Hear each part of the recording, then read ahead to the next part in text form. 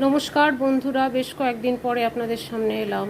মনটা তেমন ভালো ছিল না, ভীষণই বেদনা হতো আমার মতো অনেকেরই।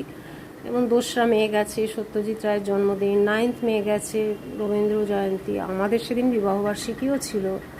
তারপরে আজকে বুদ্ধ পূর্ণিমা, সব কিছু মিলিয়ে অনেকগুলো দিন পার করেছি, কিন্তু আসতে ইচ্ছে করেনি কারোর সঙ্গে উইশ করতে। কেননা এরকমভাবে পর্যটকদের উপর এই আক্রমণ, সন্ত্রাসবাদী আক্রমণে যেন কীরকম স্পেল বাউন্ড করে দিয়েছে।